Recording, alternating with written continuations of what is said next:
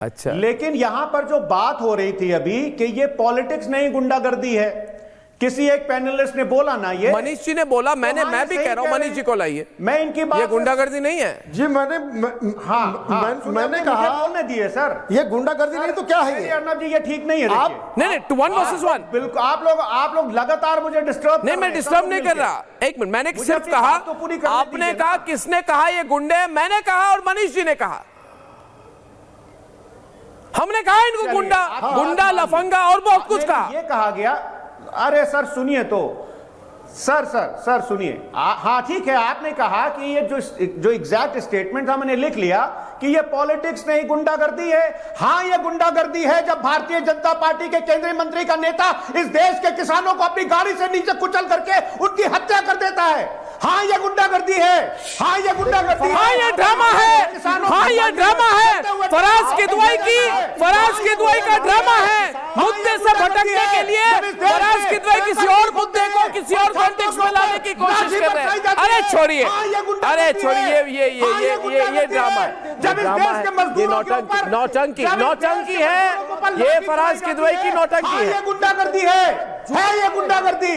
राहुल गांधी के इस कुकृत्य के ऊपर जो कोई भी समर्थन के लिए खड़ा होगा, जनता ऐसे ही दौड़ाएगी। इस बात को आप समझिए, इनफ इज इनफ। लोग जो है परेशान हो रहे हैं इस तरह की राजनीति को लेकर के। दौड़ाएगी जिन्होंने अपनी पत्रकारिता का ईमान बेचा है सरकार के हाथों कुछ पैसों के लिए, जनता उनको भी दौड़ाएगी।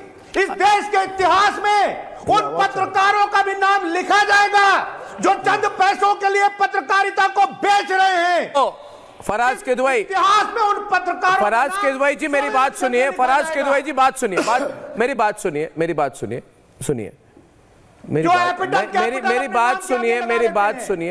सुनिए, कैपिटल, अरे शांत, पत्रकारिता हो रही है कैपिटल के लिए। अरे शांत हो जाइए, अरे शांत हो जाइए, अरे चमचागिरी करने वाले पत्रकार जो आपके हैं, मेरी बात सुनिए, अब चिल्लाइए मत, मैं आपको बस दो बातें कहूंगा, मैं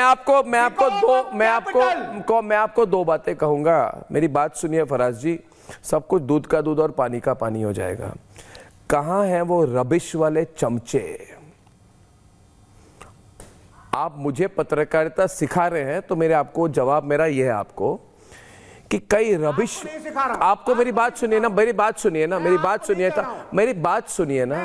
अरे मैं बात सुनिए ना, अब आपने कुछ कहा तो चलिए मेरी बात नहीं कर रहे हैं, मगर मैं उल्टा जवाब दे रहा हूं आपको, मेरी बात सुनिए। हमारे देश में दोस्तों, अरे भाई मैं कुछ बोल रहा हूं, अब आप भी मेरी बात सुनिए, कैपिटल टीवी को छोड़ दीजिए, मैं बात कर रहा हूं। हमारे देश में चमचे पत्रकार बहुत है जो कांग्रेस पार्टी के जूते के तलवे चाटते थे दिन भर, ब्रेकफास्ट लंच और डिनर, ये कांग्रेस पार्टी के जूते के तलवे चाटते थे। ये चाटुकार पत्रकार, ये रबिश पत्रकार जो अचानक कह रहे हम बड़े एंटी एस्टेब्लिशमेंट है, ये बिके हुए कोंगी जूते के तलवे चाटने वाले रबिश पत्रकार, इनके बारे में कुछ बोलेंगे? कलमाडी जब स्कैम कर रहा था, ये सारे जूते के तलवे चाट रहे थे। 2G स्कैम हुई थी, ये जूते के तलवे चाट रहे थे कांग्रेस पार्टी के। अरे रुकिए, मेरी बात सुनिए, अभी तो मैं दूंगा। आदर्श स्कैम किया था, अशोक चौहान की नौकरी गई थी, सुन लीजिए। तब ये रबिश पत्रकार, ये रबिश यानी कि गार्बेज, यानी कि बेकार, यानी कि चमचे पत्रकार, ये जूते के तलवे सुबह शाम उठकर हाजमोला की टैबलेट की तरह दिन में 6 बार, जैसे कोई हाजमोला का टैबलेट लेता है, ये 10 बार दिन में जूते के तलवे चाटते थे कांग्रेस पार्टी के। और बताऊंगा मैं, ये जूते के तलवे चाटने वाले कांग्रेस चमचे पत्रकार बिके हुए, अब बेरोजगार, अनफॉर्चुनेटली अब बेरोजगार, अभी भी सोच रहे हैं कि पप्पू कभी तो प्रधानमंत्री बनेगा, तो जितने अभी भी जूते चाटो, क्योंकि हमारी आदत है। मनीष जी, इनको लगता है कभी ना कहीं पप्पू प्रधानमंत्री बनेगा, तो फिर तब अभी जूते चाट लो, तब फार बाद में बोलेगा कि मुझे याद है तुमने मेरे जूते के तलवे चाटे थे, इसलिए मैं कुछ ना कुछ तुम्हें दूंगा। अरे छोड़िए, ये लोग एंटी हिंदू, जो लोग कहते थे कॉमनल वायलेंस बिल लाकर कि सिर्फ हिंदू वहां पे होते हैं जो कम्युनल वायलेंस करते हैं और मुसलमान कभी नहीं करते? अरे छोड़िए, एंटी हिंदू नहीं है तो क्या है?